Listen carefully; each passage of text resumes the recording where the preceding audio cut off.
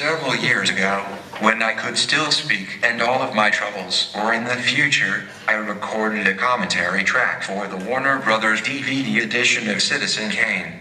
It occurred to me that playing that commentary track might be a way to sneak my speaking voice back into Ebertfest. In the early years of the festival, one of my great joys was to participate in the onstage discussions after each film. These days I love the sessions led by our guest moderators. But indulge me and allow my voice to be heard one more time in the Virginia.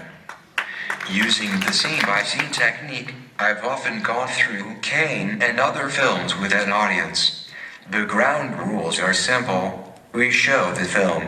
When anyone in the room sees something they want to discuss, they call out, "Stop."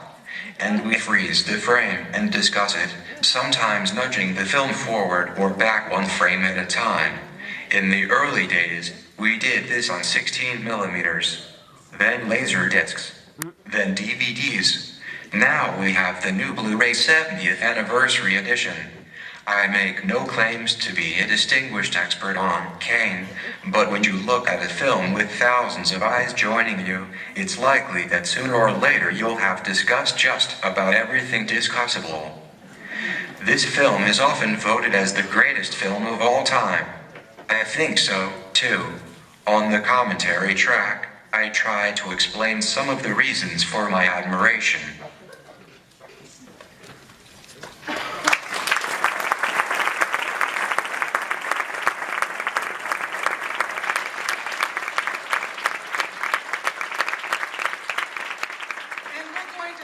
Professor David Bordwell say just a few words about the film, and afterwards we're fortunate to have Jeff Lerner here, who actually came to our house to record the commentary track with Roger many years ago, and he'll join Professor Bordwell on stage to talk about Citizen Kane with you afterwards. Professor Bordwell?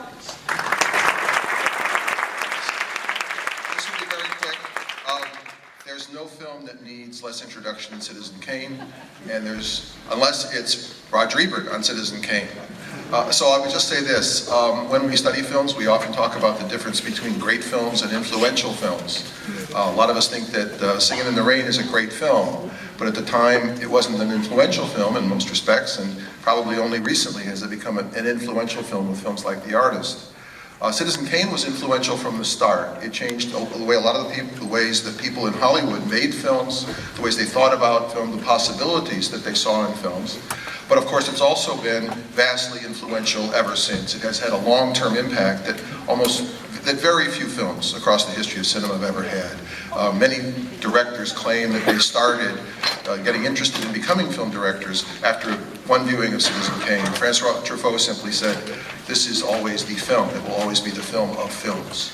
But at the same time, of course, apart from being very influential, Citizen Kane is a great film. And for me and for many people of my generation and since, it's been an example of what can be achieved by a young person in cinema. Orson Welles was only 25 when he made it.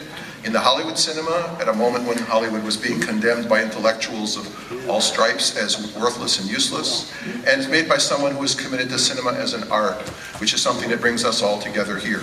So please, I know you enjoy the film, I know you enjoy Roger's commentary, and please stay around and join us. We'll have a few minutes afterwards to discuss both the film and the commentary. Thanks very much.